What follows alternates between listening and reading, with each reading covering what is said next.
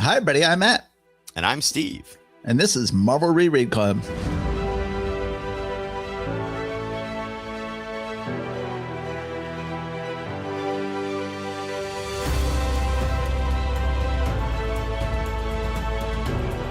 Hey. Excuse me. I just burped.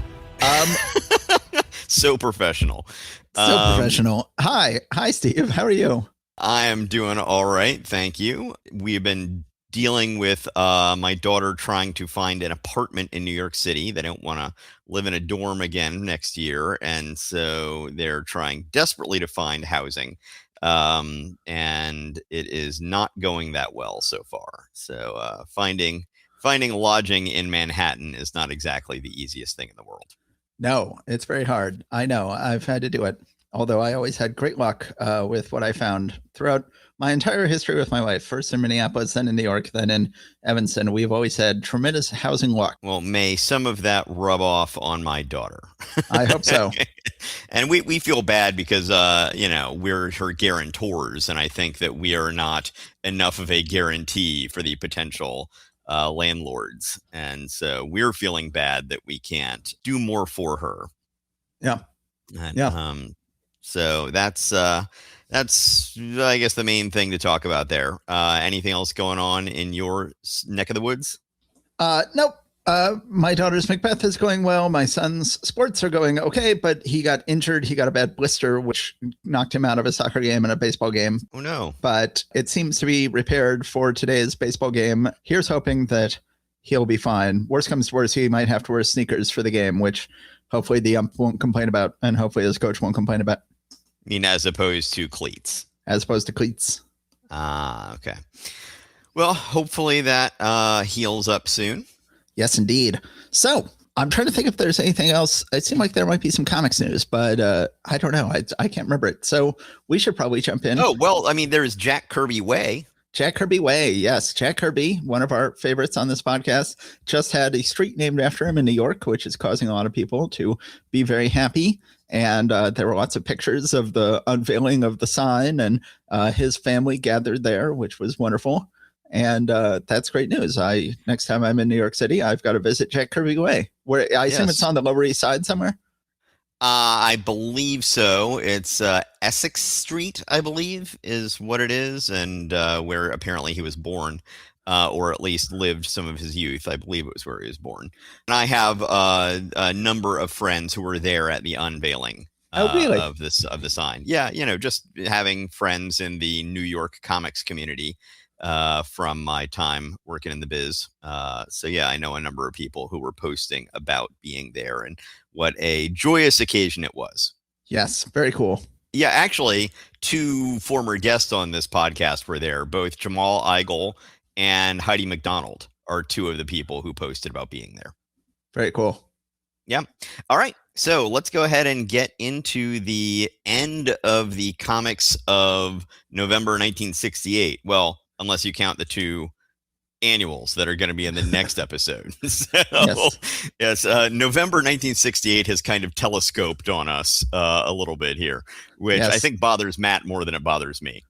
We have slowed to a crawl, but we're eventually going to make it to 1969 if it kills us. So we are going to finally make it to 1969 in, let's say another 6 episodes of this show. But I think it's just, So no, actually, I guess that's about right. Yeah, I think you're about right. All right. Eventually, we will make it to 1969 and learn all about Woodstock and Altamont and the Manson killings. So we are... Which is what this podcast is all about. The moon landing. I'm sorry, the moon landing, I should have mentioned.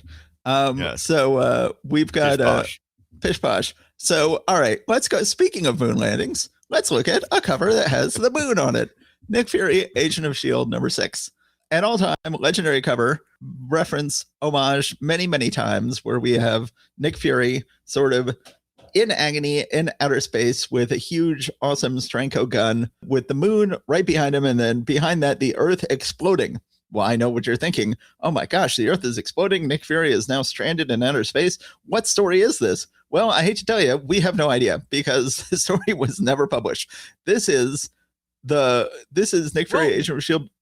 This looks like the cover to this issue. I guess, but the Earth is not destroyed in this issue.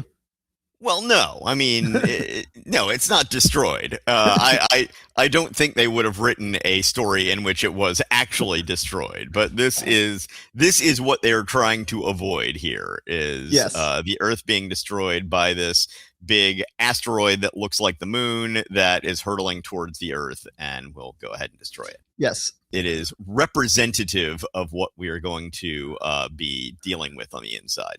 And it is just a spectacular cover. And yeah, there's a reason why it's been homaged so many times. And it has very much an EC sci-fi book feel to it. Yeah. Either Wally Wood or Al Williamson. I could imagine either one of them doing this being an homage to either one of them. Oh, yes. It very much feels, I agree, like Wally Wood, EC, Weird Tales, or what was the name of their science fiction? Amazing. No, I can't remember. Okay, so Amazing Stories, something like that. So then, unfortunately, though, we are about to find a great tragedy. This cover is by Steranko, beautifully penciled and inked by Steranko. And then we open the book and Steranko is gone, and he is gone for good. He is no longer the writer or artist on Nick Fury, Agent of S.H.I.E.L.D. And the book will limp along for another 10 issues or so and then be canceled, which is a bummer. And we again have this issue on the inside that we had before. Coming back from issue 4, we have Frank Springer again on both penciling and inking. It says, Introduction to an earth-shattering epic of cosmic doom, edited by Stan Lee, punted by Roy Thomas, written by Archie Goodwin, illustrated by Frank Springer, lettered by A. Simek. And I once again feel like Frank Springer is doing himself no favors by inking himself. I feel like if you put Sinnott or Atkins or one of Marvel's best inkers inking these pencils, they would be pretty good. But I don't like Springer's inking. We are in pretty strong disagreement on that. I absolutely love his inking on this book. It has just a liveliness to it that I love. I mean, it just really speaks to me. Really? Yeah. Okay. Yeah. No, I'm looking at this and I'm like, I wish I could ink like this. It's really, I just find it really stunning. I find it splotchy. I find it sketchy. I find it too heavy in some places, too light in other places. Really brings up the inherent sketchiness of the art that I feel like if a more solid inker would have downplayed the sketchiness of the art. It sounds to me like you're describing Sid Shores. Yes, I feel like this doesn't remind you of Sid Shores, the splotchiness. I think it looks like what Sid Shores could be. It looks like what Sid Shores might be aiming for and missing, in my opinion. Okay. All right. Well, let's go and jump into the issue. This issue begins in medias res, very much so, where you've got suddenly Nick Fury and another S.H.I.E.L.D. agent have been taken hostage by underground aliens who are plotting to destroy the Earth. And they're like, oh, what's going, well, the first line of the story is, what's going on? What kind of setup is this? And indeed, what is going on? This is not where we left off last issue. This is all very confusing. Suddenly we jump to Nick Fury and this other agent of S.H.I.E.L.D. are flying around in a ship, and none of that actually happened. This was all seemingly the other guy's fantasy of what had happened. And then they land the ship and they each go their separate ways. And Nick Fury's like, I don't get it. He's always been S.H.I.E.L.D's top flyboy. Cool advice. It's funny. And doesn't understand what's going on. But then the pilot, meanwhile, goes back to they land, they go back to their quarters. The pilot suddenly looks in the mirror and sees my reflection. It's me. And yet it's like one of those dream creatures, one of the others. On that page, the title, Doom Must Fall, doesn't look unlike Artie Simek's lettering, which it actually is, but it also does not look unlike EC title lettering. Yes. It looks like Artie Simek doing his best EC lettering impression. So then Nick Fury is awoken from his sleep. He's got a little martini there, and does he have a cigar? I guess he was smoking a cigar. He had a cigar and martini in bed with just a towel draped around his waist. So he is maxing and relaxing. But then he is called out of bed, quickly throws on some clothes, goes down, finds out at the S.H.I.E.L.D. Observatory that a giant asteroid is coming towards the Earth and is about to destroy it. He then goes back out flying with the same pilot, and suddenly the pilot knows where to go. He knows where to go in the mountains, nicely penciled and inked mountains from Frank Springer on page 7. And the pilot knows where to go to, sure enough, find these underground alien people. And the pilot reveals that he has secretly been one of them, which he had forgotten, but now he remembers, and that they have a plan to destroy the Earth. And there is a gorgeous 2-page spread, of course, on pages 12 and 13, where you have to turn the book sideways and you're looking down. You're very high up on a platform looking down at this giant rocket that they're about to send off into outer space. And the sense of perspective is just stunning. Oh, yeah, absolutely. And so 2 things about that. One, here, I'm reading these on Marvel Unlimited. They rotated this 90 degrees so that it is straight up and down. So all I noticed on this is I was like, why is the lettering smaller on this page than usual? Is it just that there is a lot of dialogue and they wanted to not cover up too much of the art? And then it wasn't until I got to the end and I realized that it was 1 page short of what it would usually be. I was like, wait a minute, let me go back and look at that thing. And I realized what pages it was on. And I was like, this must have been sideways in the original. Yes. The other thing I wanted to point out is there is one perspective problem in this that really kind of marred it. It was tiny, but it's enough to really sort of make it not work for me very well. The very top platform on the upper right corner, if you're looking at it straight up and down, is overlapping the nose cone. Whereas if you look down the rest of that wall, the wall is behind the rocket. And it's just one of those things. It's just a tiny, tiny little detail, but it's like, oh, good God, no, it's throwing everything off for me. But that being said, it's a spectacular double-page spread. I just wish that they had put the nose cone in front of that platform rather than behind it. Yes. So then Nick Fury, of course, breaks out. He escapes from the goons who have guns pointed at him, and he is trying to take control, reach S.H.I.E.L.D.'s ESP division. We then cut to Frank Springer's version of S.H.I.E.L.D.'s ESP division, which is different from Steranko's, and it looks really awesome on the bottom of page 16. The Springer tech here is just great, as we have this very sci-fi underground chamber where the espers are. Then Nick Fury tries to stop the rocket from launching, tries to save the Earth, cannot. The rocket launches, and then Nick Fury is like, okay, I guess I'll just get in a plane and fly home and wait for the Earth to be destroyed. And he does. And then they get there and they find out that no, the rocket destroyed the planetoid instead. And they realize that the pilot, who had been both one of the aliens and a member of S.H.I.E.L.D., had a crisis of conscience, and says, maybe with the planetoid looming big, bright, and deadly, maybe one particle of that group intelligence found out he was human too. And that is the end of the issue. It says, as Nick Fury walks quietly from the chamber, the mammoth view screen behind him fills with fiery brilliance from the fantastic paroxysm's afterglow, then fades slowly to black. Good story here from Archie Goodwin.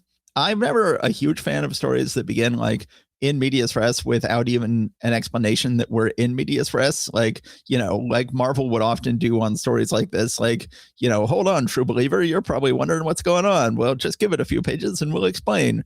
But they, I guess they figure that they're getting more sophisticated and they no longer have to do that. Well, I remain an unsophisticated rube that would have appreciated some sort of thing like that, because I was extremely confused by these opening pages. Yes. You should not have trusted me, Archie Goodwin. You should have held my hand and explained that everything would be explained soon. But generally speaking, good, well-written story by Goodwin. Really, I think nice pencils by Springer throughout. And I just don't like the inks. Well, as I said, I really liked both the penciling and the inks. Like I said, there's an energy and a liveliness to the art that comes from that I really enjoyed. There is a lot of interesting, bold use of color in this issue. From the unnamed colorist. We have no idea who the colorist is. Yes. I'm wondering if it's Springer, because I think that the previous Springer issue had some similar uses of color, if I'm not mistaken. Page 4 is all green and yellow. 4 panels that are pure yellow. And then the big panel on the bottom that also is the panel borders for those top panels is all green. I mean, right there on page number 1, we've got some interesting blue to green to yellow shading on the face of the primary alien. Page 10, we've got a red to orange to yellow panel. We've got just lots of bold use of color throughout here, some of which works better than others. But overall, I like the chances that they're taking with that. And I feel that also adds to kind of the energy and liveliness of the art. Yes, it does. It's really nice coloring. And, Frank Springer is, not adverse to trying he's generally more of a gridded out penciler, but he doesn't mind taking a few chances with his panel layouts from time to time as well. Page 4, page 7, page 19 in particular is kind of nice. Yeah, overall, I mean, yes, it's sad that we have lost Steranko. We will be getting more Steranko elsewhere, but I am charmed by the art that is replacing him here, even though it's something that's a very different flavor. Yes, very different. And yeah, disappointing. Like I felt like just Steranko is Marvel's second best creator after Jack Kirby, and was doing just absolutely stellar, jaw-dropping, gorgeous work on this book. And Springer is merely doing good work, which is, that's not for nothing. It's hard to make a good comic book, and this is a good comic book, but it's no Steranko. I say in my notes, it makes sense to have Archie Goodwin on the book because he was already scripting the Secret Agent Corrigan comic strip, but this isn't as good as the scripting on the Corrigan comic strip, or maybe it's just that Springer isn't as good an artist as Al Williamson. Al Williamson, of course, one of the all-time great comic artists, was doing amazing work on the Secret Agent X9, aka Secret Agent Corrigan comic strip at the time that Goodwin was writing. I am looking directly at an original piece of art from Secret Agent right now as I sit at my desk. Yes, indeed. I say at the end, okay story, okay art, both nowhere near as good as Steranko, and both nowhere near as good as Secret Agent Corrigan, the Goodwin Williamson comic strip, but still pretty good issue, pretty good art. Okay, so shall we move on to, I guess we're doing Doctor Strange next? Sure, let's do Doctor Strange number 174, The Power and the Pendulum. Yes. So on the cover, we have Doctor Strange and Victoria Bentley in the background. Strange is casting a spell. In the foreground, we have another sorcerer type creature on his knees in front of a flaming demon of some sort. So Doctor Strange faces his most spine-chilling challenge, aided and abetted only by Stan Lee editor, Roy Thomas writer, Gene Colan artist, parentheses, with a slight assist from Tom Palmer inker and Artie Simek letterer. I would not call that a slight assist. Tom Palmer is carrying a tremendous amount of the weight of this book and is bringing just as much artistry to this book as Gene Colan is, if not more. Yes. Now one thing I find is Tom Palmer uses a fair amount of Zipatone in this issue, and I do find that whoever is the colorist, they don't always do this, but they do this more often than not, is they will avoid coloring some of the areas that have Zipatone on them. And my understanding is that sometimes colorists would do this to try to avoid creating moire patterns. And I believe we've discussed moire patterns in this podcast before, yes. But they're essentially like interference patterns between different dot or line patterns that can cause other more complex looking patterns to show up. And which a very sophisticated comics creator like Jim Steranko, to bring him up again, could use to create intentionally psychedelic effects, but yes, you don't want to use it unintentionally. Right. And but sometimes if you just avoid coloring areas that have Zipatone on it entirely, it can make things look weird in other ways. And then it's like, wait, why is this part of the drawing black and white, whereas the other stuff is not? Maybe it's supposed to be a little darker than the color around it, but the color around it is actually dark enough that it sort of looks almost lighter. And we get that a few times as we go through here. Actually, it's something I hadn't noticed until recently on one of my social media things. Eric Larson's posts come up a fair amount on that, even though I don't follow him. And he had a post recently about this very thing.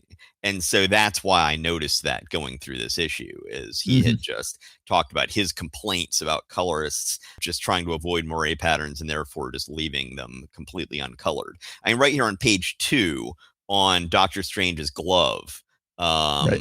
it's that way. Anyway, I'll shut up about that and get on with the story. So Doctor Strange is wanting to go find a place for Clea to live. Victoria Bentley is meanwhile bemoaning the fact that Clea is the apple of his eye and not her, and she's sort of melting into the background here. Doctor Strange and Wong find a place for Clea to live, and they're going to get some street clothes for her that will let her blend in here in New York, although they have not gotten her into the street clothes yet, as they are transporting her to her new place to live. As they're on their way, Doctor Strange gets catcalled. Yes. Not Clea, Doctor Strange, which I'm surprised would make it past the censors. But there's a guy in a truck who's saying, "Hey there, gorgeous." Not you, sister. I mean Prince Charming there. That's interesting. I mean, it is Greenwich Village. Doctor Strange is dressed fabulously. I would think that he would be setting off gaydar. I think that people would go like, this may be someone who it's perfectly fine to wolf whistle at because he is dressed outrageously. But you would think anybody straight would also be wolf whistling Clea, who is also dressed in a fetching way. Yes. They are able to get her to her new lodging. Well, I think you should say that Clea goes ahead and gets rid and makes the truck disappear into nothingness and seemingly kills them for wolf whistling her man. They're left there not in the truck anymore. There's like that day, okay. I don't know how, but she zapped our truck. And then the two of them end up chasing Doctor Strange and Clea until they can get far enough away that they won't see that Doctor Strange and Clea take off into the sky with a cloak of levitation. I just didn't feel that wasn't clear to me. But then they make it clear. It's one of these funny things where it says, then it just says in the captions, "Oh, don't worry, they got their truck back," which is not in the art at all. Yes, which, by the way, was safely waiting for them. Signed, Leave No Loose Ends, Lee. So they get Clea to her new lodgings. She finds them satisfactory and then says, "There is my reticent rescuer, an earthly custom, one which has long intrigued me." And then she goes in for a kiss. So we will see that relationship continue to develop. Meanwhile, though, Doctor Strange is accompanying Victoria Bentley back to England. They take a commercial flight, and Doctor Strange is putting on a tie that looks like the fringe of his cloak of levitation to get on the plane. But they get there, and then they're taking a fabulous old classic car through the English countryside to visit a castle. So Doctor Strange has brought Victoria with him to this invitation that he has to this strange, foreboding-looking castle. And he's been told to wear his wizard's outfit.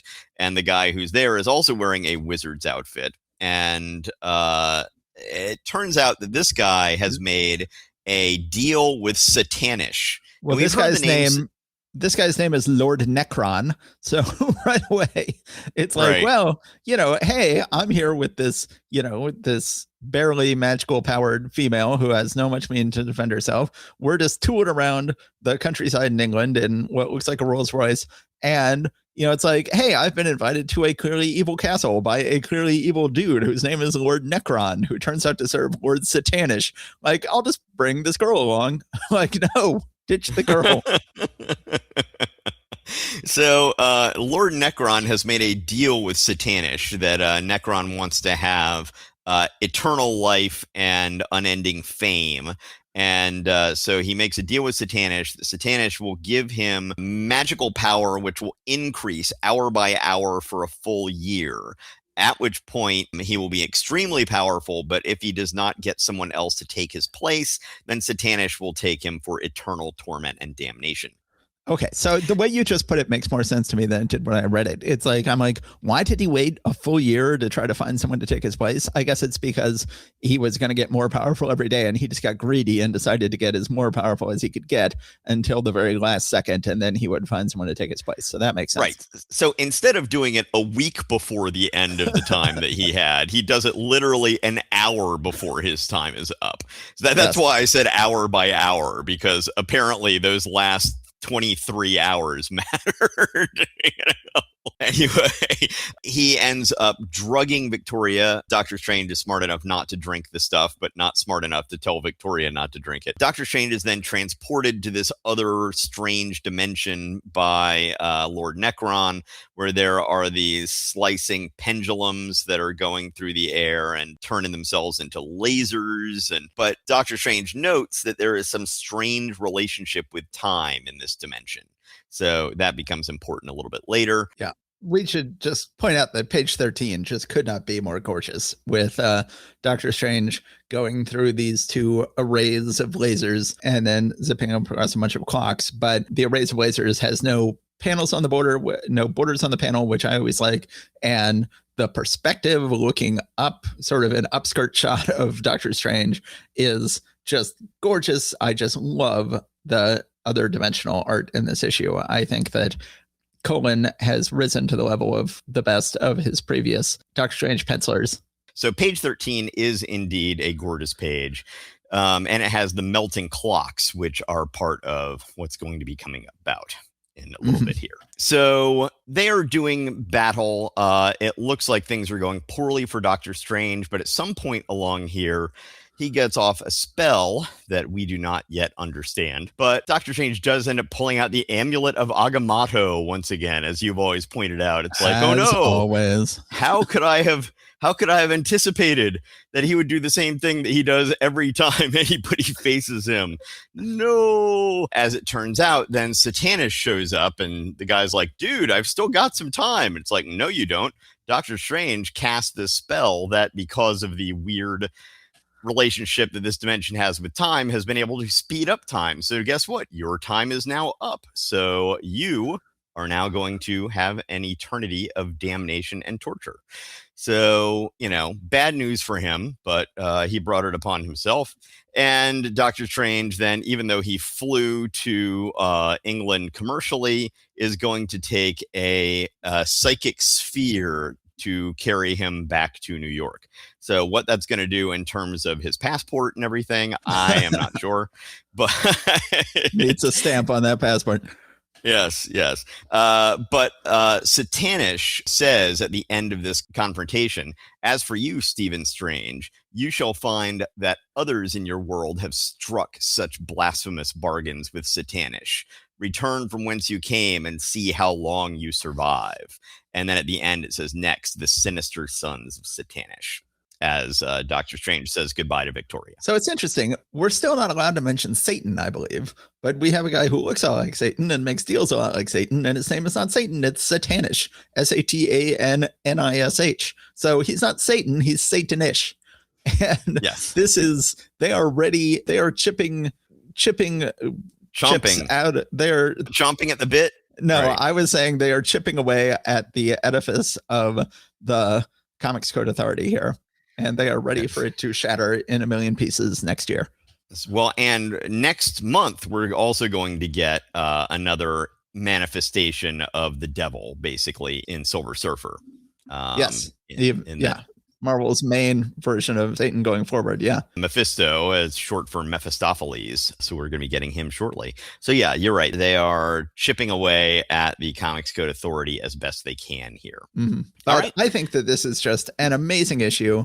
Yeah. I say about the inking, Klein did a great job inking Colin over in Daredevil, but Palmer is even better inker than Klein. Palmer is Colin's best inker. I say at the end of my notes, excellent issue, nice, clever solution to the problem where he speeds time up. The whole book looks gorgeous. Thomas is doing a really nice job scripting this book, and whoever you want to give credit to for the potting is doing a really nice job potting the book. It's good to get huge progress in the Clea relationship. Clea continues to look great. They do a good job making her look like Ditko's Clea, but also a little sexier. And it's a shame. This looks like the end of the love triangle, which was nice, but you can only get so much juice out of because it looks like Victoria Bentley's out of the book now. But I just loved this issue. I just thought it was great. Yeah, it's it's a nice little conundrum that he's put into that. Yeah, you're right. He is able to get himself out of quite nicely. And beautiful art. So now, Matt, can you tell me about Iron Man number 7? Iron Man number 7, The Invincible Iron Man, Cry Gladiator. So we have on the cover, the Gladiator is back. The old Daredevil villain has now come back to fight Iron Man. I can never quite tell if he's supposed to have sawtooth razor blades on his whirling discs or if they're just supposed to be, because of course they're whirling so fast you wouldn't be able to see the sawtooth blade on the discs, but apparently he doesn't. They're just actual little whirling discs, which aren't very intimidating. But I don't think this is a very good cover. I think that Tuska has not been doing a terrible job on the inside of this book, especially with Johnny Craig inking him. Is Craig not inking the covers? Because the covers are not great. Is this even Tuska? I'd say this is Tuska. That looks like Tuska's figure work to me. Okay. But it doesn't look like Craig to me. Looks like Tuska may be inking himself on the cover. It's definitely not Craig inks. I'm almost wondering if this was Kirby in a hurry. I mean, I doubt it. He hasn't been doing any work on Iron Man, but it kind of looks like a dashed off Kirby cover to me. I'm probably wrong. I'm nearly certainly wrong on that, but that's what it looks like to me. I think it is Tuska attempting to do a dashed off Kirby cover. But I do like on the cover how Gladiator's blades are slicing through the Iron Man logo. And, yes. And, you know, which you would think, well, if you slice through iron, wouldn't that do a lot of damage? And indeed it does. You see shrapnel flying everywhere when it slices through. It's kind of neat. We jump into the story. Stan Lee, editor, Archie Goodwin, writer. So him again. George Tuska, artist, Johnny Craig, inker, Artie Simek, letterer, all combined talents to produce the power-packed pandemonium that bursts forth before your eyes as the menacing moment arrives when the Magia strikes. So once again, we are not allowed to say mafia. I just watched for my blog series I've been doing, What Could Have Won That Should Have Won. I just rewatched The Godfather, and I'd forgotten they're not allowed to say mafia in the movie The Godfather. They specifically avoid using that word in there. And indeed, this was several years before that, and I guess Italian-American lobby was so powerful enough to say that no one can say the word mafia negatively. But, you know, you were still able to make a couple of years later the movie The Godfather. You just weren't allowed to say mafia. And here you're still allowed to have something. It's clearly the mafia. You just have to call them the Magia, Maggia. Well, I got I guess somebody had told me years ago, and who knows what the veracity of this is, that essentially it was the mafia that said that you couldn't use the mafia in anything, and if you did, you might get a horse head in your bed. That who knows, but one way or the other, we have here the Magia. Now, in The Godfather, could they use the term Cosa Nostra? No, they never use that term either. Okay, interesting. All right. But yes, so then we get to Magia goons who are practicing breaking into Tony Stark's vault, but it turns out that this is just a pretend vault, like in Ocean's 11, where they build a pretend vault, although in that movie it turns out they've built it for another reason, but we don't know that until the twist at the end. But here they've built a pretend vault. They're pretending to break in. They are pretending to fight Iron Man. They've got a little mock-up of Iron Man, and then they bring in the Gladiator to help fight Iron Man, and he slices it up. Kind of cool art on page 4 of their mock-up of Iron Man having been sliced into pieces. And he explains that he, as you recall, he was fighting Daredevil, and at some point he got teleported to Sicily and got recruited to join the Magia there. And he remembers getting souped up, even more devastating discs on his hands from the Mass Marauder before the Mass Marauder died over in Daredevil's book. Or I think that he was supposed to get that stuff from the Mass Marauder, but the Mass Marauder was holding off on him. So it was after the Mass Marauder died, he found the Mass Marauder's notes and used those to upgrade his stuff. Not that differentiation really matters, but just to be precise. Yes. So then we cut to Tony Stark's factory with Jasper Sitwell still there, and they are feuding even more than usual. Then, so as you recall, Tony Stark had sort of fallen for this girl, Janice Gord, who was the daughter of one of his villains a couple of issues ago. She stops by, and he's very happy to have her there. She's got a lawyer who is convincing her to sell her late father's company to Tony Stark. And it's unclear to me whether this lawyer is acting in good faith or not. Yes, he looks kind of fishy. Yeah. But then they go to the castle, which they remember that her father, Cord, had brought to America brick by brick.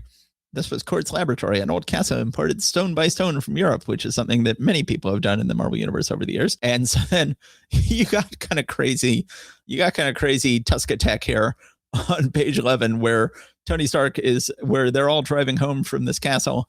And then a gigantic flying ship is big enough to scoop up with big claws the driving car and suck it up into the ship, this gigantic flying ship. and keep them captive. And then they're going to keep Tony Stark captive until Iron Man comes to rescue him, which never works. And no one can ever figure out why this doesn't work. And, but then he manages to grab his attaché case, jump out a window. I guess at this point they've landed in the big ship somewhere. And he grabs his attaché case, jumps out a window, changes Iron Man, comes back. Again, they can't figure it out. They can't piece together what just happened. But he ends up getting into a big fight with Gladiator. And that brings us to the end of the issue. I guess at some point here, so he was confronted by Whitney Frost. So this is, yes, back here on page 12, I skipped over where Whitney Frost has now finally revealed herself to Tony Stark as the leader of the Maggia, as the Big M. So this is a major turning point in this book we've been building up to for many issues. Jasper Sitwell still hasn't gotten the dirty truth yet. He still hasn't found out that his girlfriend was the Big M, but Tony Stark now knows. But she is continuing to feel a little bit split in her feelings, as will come out more later. But I like Tuska's pencils okay in this book. You know, he continues to be an okay penciler, and I think he's been greatly helped by Craig's inks. Really like the inks in this book. And I miss when we had Craig as both penciler and inker on this book. I think that it's weaker with Tuska as penciler and Craig as inker, but with Craig's inks, I think this is still pretty good art. Yeah, I like the combo. I think that they make a good team. You were talking at page 12. Another thing on page 12 is that when the big helicopter ship comes and sucks up the car, it's apparently nearby a fishing lake or river or bay or whatever. And there is a husband and wife team out there fishing on a just small boat. And they're facing opposite directions. The woman sees the whole thing happen and says, "Harry, did you see that? Did you see that? Some kind of giant machine just plucked a car off this road as easily as you'd haul in a fish." And the husband doesn't even turn around and says, "With you along, Blanche, there's nothing that's easy about that. No more listening to the Long John Nebel show for you." So I had to look up the Long John Nebel show. As you do. As I do. And apparently it was a long-running late-night radio show where they did talk about things like UFOs and other sorts of supernatural-type phenomenon. And it was a long-running popular show. So apparently his wife is into that show, and he just assumes that her imagination is running wild because of it. Yes. Okay. Well, thank you for that. I skipped right over that. So, yes, I say at the end of my notes, good to pull trigger on Whitney Frost storyline. Gladiator, not a great idea. If you can't beat Daredevil, we're not going to worry that you can beat Iron Man. But at least they show him slicing up the Iron Man dummy they have in a way that, you know, at least makes you worry a little bit like, oh, I hope he doesn't do that to Iron Man. But really, we can't be that worried given how handily Daredevil could tackle this guy. Yeah, well, they do make it clear that he has greatly upgraded his weaponry and armor. So there is that. And honestly, I would think that he would be a bigger threat than Whiplash. But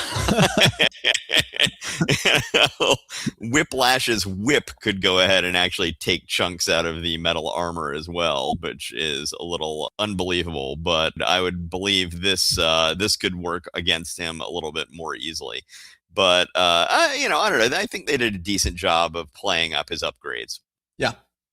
But yes, you're right. A hapless Daredevil foe seems unlikely for him to graduate to Iron Man here.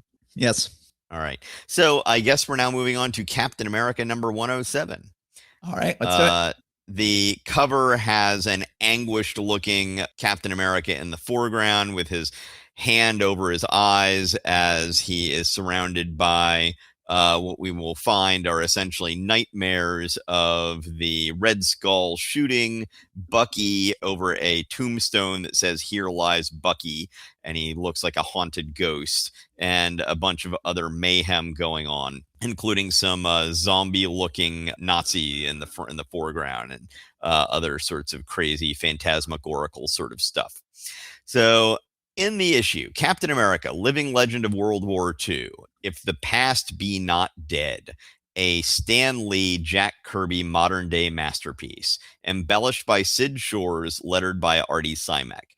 And I do not find that Sid Shores is doing any harm in this particular issue. So No. I know that in his first issue or two, I was really unhappy with his inking.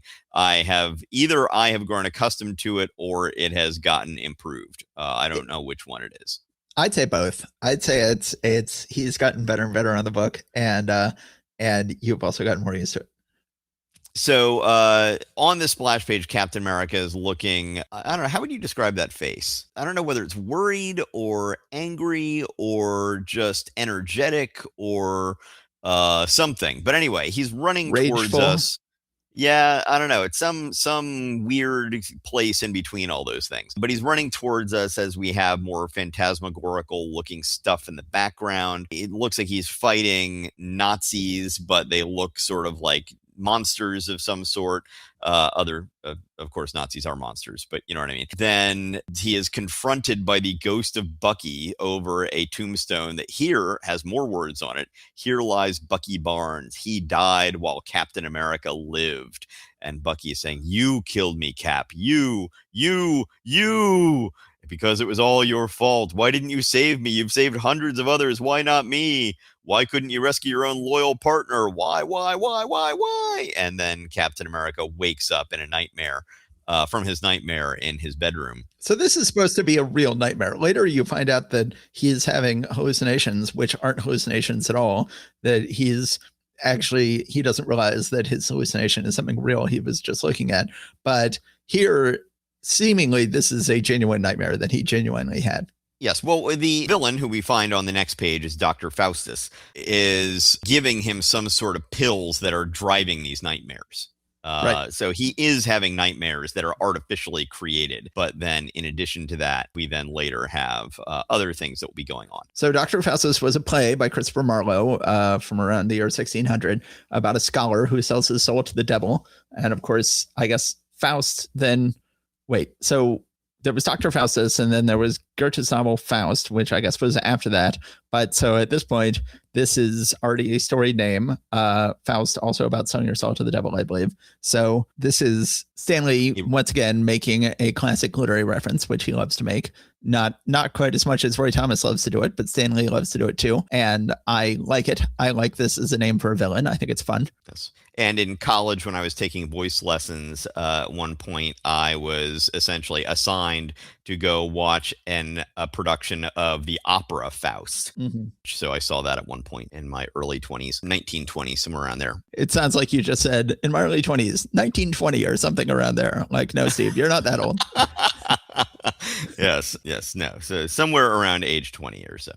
Yeah, but Dr. Faustus here really has nothing much to do with the legend of Dr. Faustus or Dr. Faust or whatever you want to call him. There really doesn't seem to be much there other than just borrowing the name. He's just evil. He's just evil. So, but Stanley, so far, no indication he is a fan of psychiatry as a profession.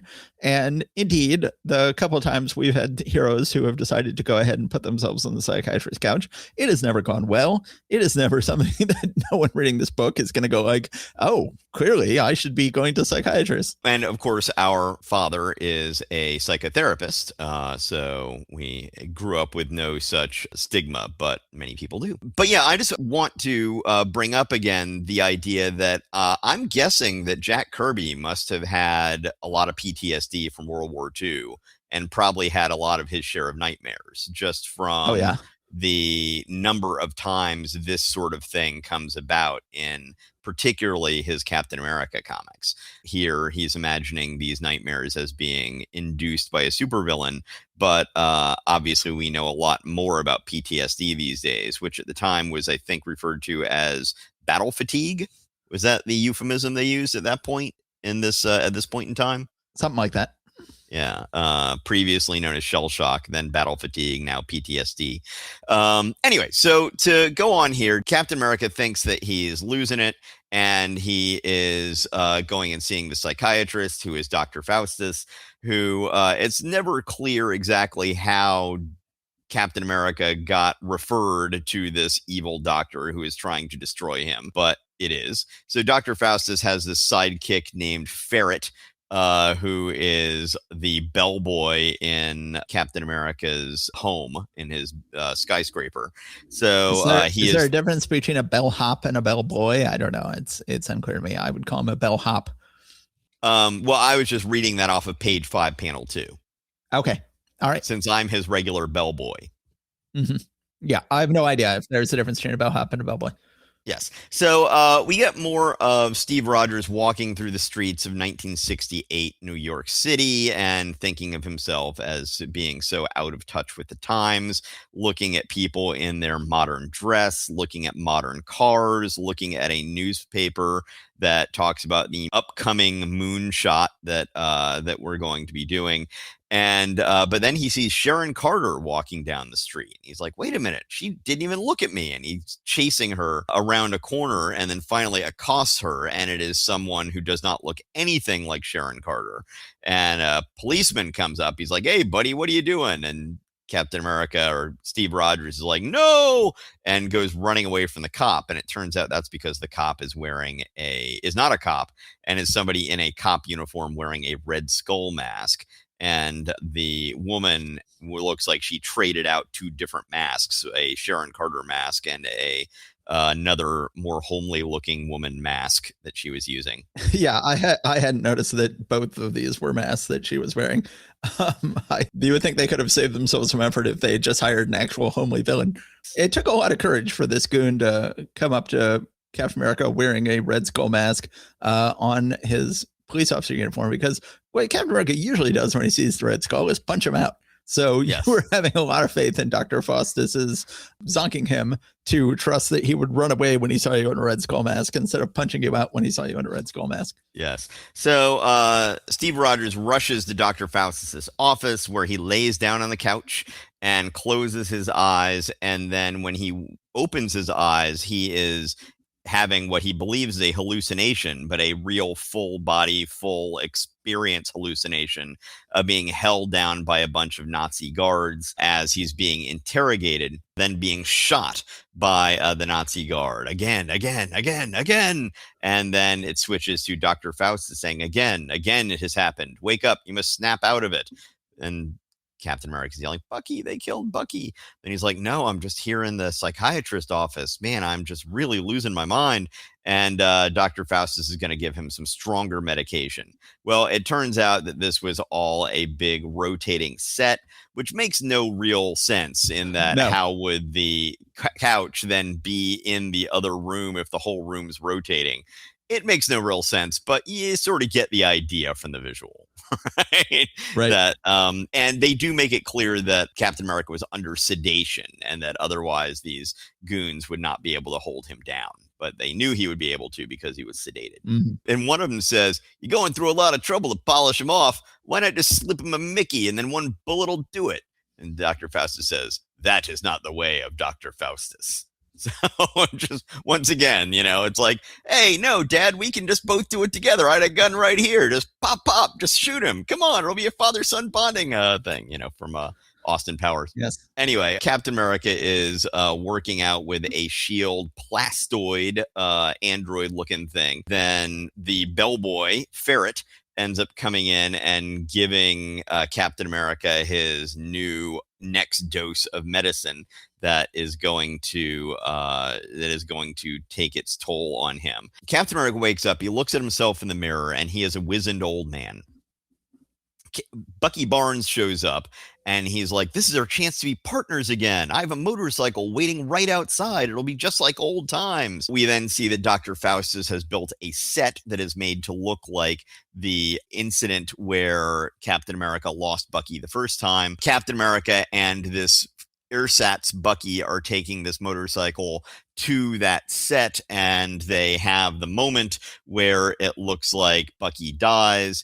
And Captain America is yelling, Bucky, I've killed him again. And Faustus at this point is like, aha, I finally broken his mind. He is insane now, and we don't need to worry about him anymore. But then it turns out he then gets up and he was playing possum, and he just starts knocking everybody down like 10 pins.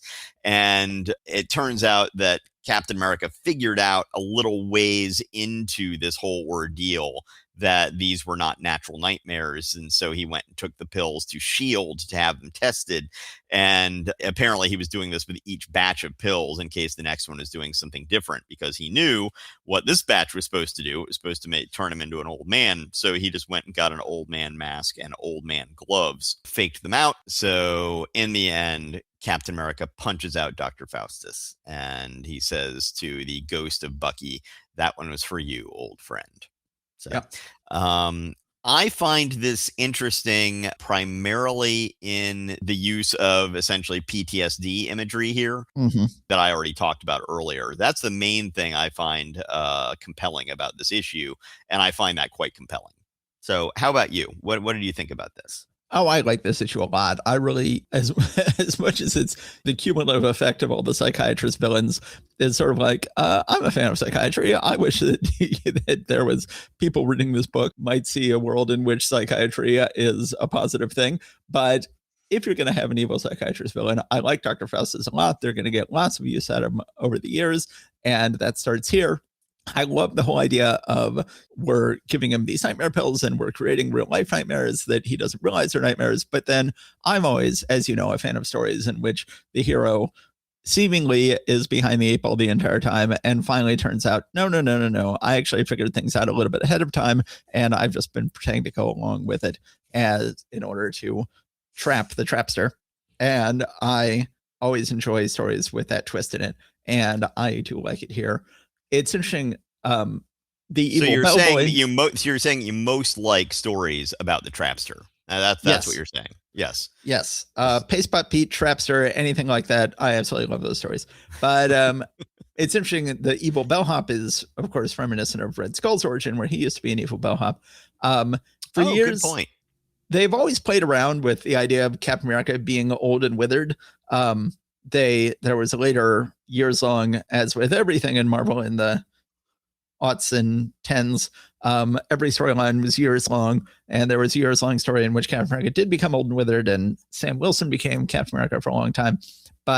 And then, of course, I mean, also when we were kids, there was a J.M. DeMatteis, and that's right. I think it was after Mike Zeck. It was after Mike Zeck had left, right? Yeah. So Paul Neary was on the book. And Paul Neary story that was very similar to that.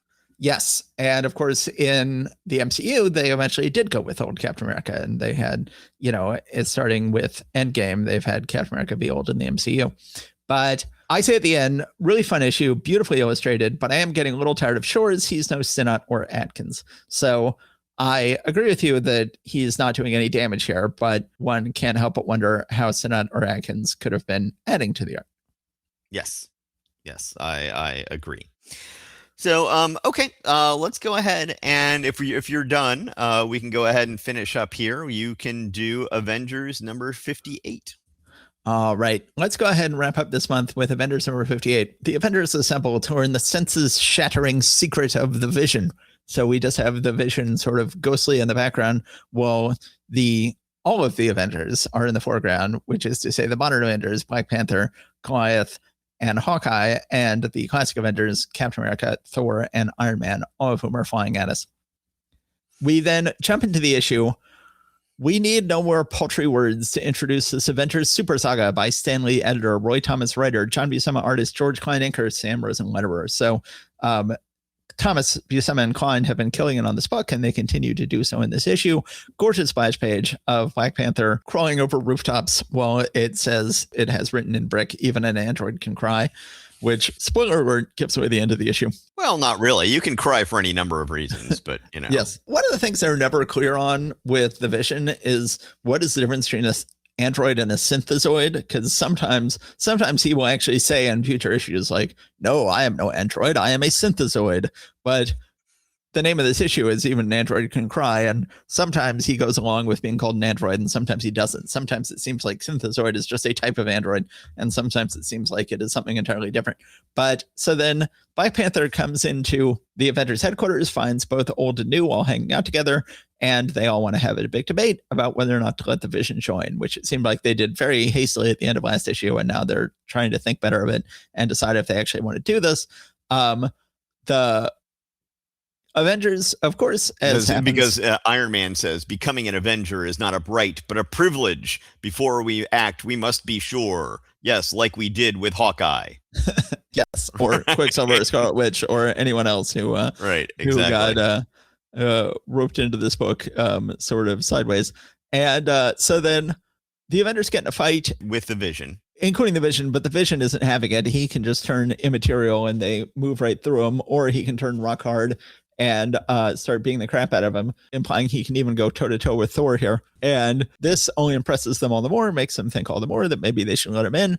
We then have, for one thing, it's become just standard to have in these issues, is a picture of everyone who has ever been an Avenger all on one page together. Of course, a page with no panel borders, as John B. Summit likes to do recently. And it even includes Spider-Man, who never actually joined, but was just considered for membership. But it's gorgeous. It's gorgeous single page illustration of all the Avengers.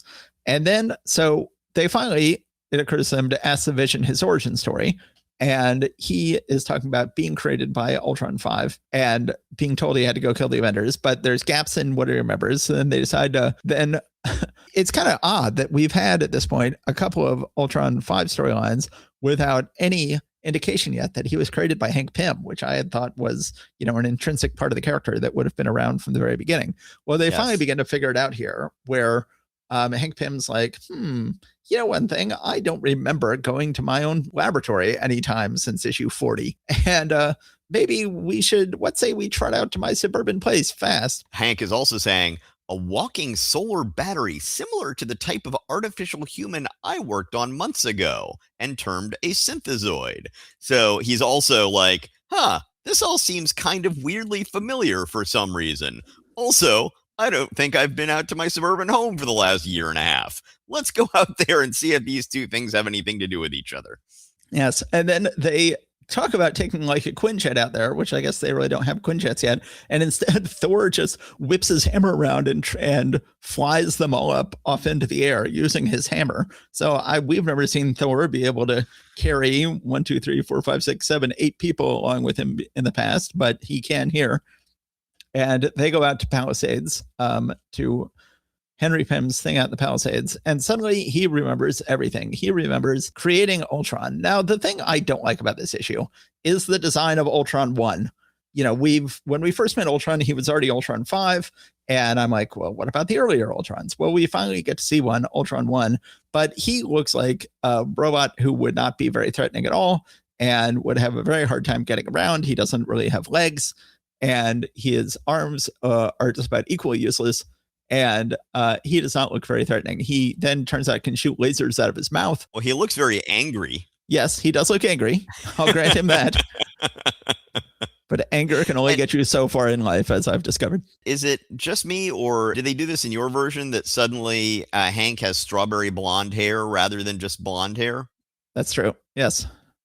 Okay. Yeah. I that jumped out at me. Anyway, go on. So then the really unbelievable panel on page 15 of, this really makes no sense how Ultron goes ahead, wipes Henry Pym's mind. I don't know how he got all these powers all of a sudden, and sends him away so that he completely forgets about his own laboratory. But then Ultron sort of escapes to go create his own laboratory and create new bodies for himself. I would think that if he was going to hypnotize Hank Pym, he would have Hank Pym make him a little bit of a better body, and he would keep hanging out in Henry Pym's lab. But no, he escapes, and it's a very unbelievable panel on page 15 of him smashing out into the street. And when I reread this morning before we recorded, they make it clear that then Ultron then comes back to the lab, repairs the wall, and uses the lab to build more bodies for himself. So for some reason, it's that wasn't clear to me until I read it again this morning. Okay, so it cuts back to present day, and they talk about how they realize that the memory tape we recorded for Wonder Man is also gone, and they realize that the Vision. So this is Roy Thomas always likes to bring in comics history. So here he's bringing back what happened way back in Avengers number 9 when they fought Wonder Man and Wonder Man died. And then he's like, no, they saved his brain tapes and they went ahead and used those for the Vision. So they will get lots of stories out of the years about the connection between Wonder Man and the Vision, especially when Wonder Man eventually comes back to life. we do have 2 panels that did make it into the Marvel No Prize book showing Hank Pym with his mask off working there when Wonder Man died. And it points out that nobody knew who supposedly Hank Pym had a secret identity at the time and wouldn't have had his mask off. Seems sort of nitpicky, but I just wanted to point out they did end up in the No Prize book. So then now that they know the whole history, they decide, okay, I guess we can trust you. Let's go ahead and have you join the Avengers. Says, you accept me, though I am not truly a human being. And they go, is a man any less human because he has an artificial leg or a transplanted heart? And then they go ahead and let him join. And then he slips away and wants to cry and ends on a very famous final page of him crying. And it says, even an android can cry. And that is the end of the issue. Going back to my notes here, I say that the whole team tries to attack Vision. He takes them on easily. He's a bit of a Gary Sue. He's sort of, the writer adds a new character who can easily take out the whole team. I say I don't like the design of the original Ultron 1. He doesn't look mobile or dangerous. Laser out of his mouth, question mark. I say, great issue except for the design in Ultron 1. And then I end by saying, Henry Pym sucks in this issue, will suck even more next issue. So this is, and I was going to say this is peak Henry Pym suckage, but I guess it's not. He'll suck even more later on. Yes. Yeah, the story seems more convoluted than it needs to, but the art is good, and I'm glad that we now have the Vision with the team. Oh, yeah. He's going to be a great Avenger going forward. Yeah. I do notice on that famous last splash page panel that you were talking about, it does look like he is wearing a corset there. It's his waist just feels like it's being cinched in by that big old belt that he's got. Mm-hmm. But I love the expression on his face. It's quite nice. Mm-hmm. But generally, yeah, I'm fine with this issue. Like I said, it could be a little less convoluted. It could be a little more straightforward. But overall, I'm glad with the overall result. Yeah. They didn't really need to add the Wonder Woman element into it. That's just sort of classic Roy Thomas going like, wait, remember this back issue? But it becomes something they get good use out of later, so it's fun. Yes. Anyway, that is all I had to say about this one. So I guess it's time to go ahead and wrap things up. I think that's all we have to say about the month of November 1968. So yes, I feel like this was a good month of comics. A good 5 issues we've covered in this podcast, and Marvel Comics is on a roll. Yeah. So next episode, if I'm not mistaken, is going to be our episode covering the rest of the annuals from 1968. We're going to have a very special guest for that, and we're recording that the next week. And then after that, we will go ahead and go boldly into December of 1968 to finish up the month. Yes. Yes, looking forward to covering those 2 money momentous annuals, Fantastic Four number 6, and I guess Amazing Spider-Man number 6, or is it 5? I forget. Amazing Spider-Man number 5? It doesn't matter. It doesn't matter. We'll find out when we get there. That's one of the many cliffhangers. Whichever one it is the one where you find out about Peter Parker's parents. Peter Parker's parents. All right. Peter Parker's parents picked a peck of pickled peppers. Okay. Let's go ahead and cover that next. This has been a lot of fun. Steve, I will see you soon. All right. Take care, and take care, everybody out there in podcast land. Rate and review us if you haven't done so already, and take care and stay safe out there. All right. Bye, everybody.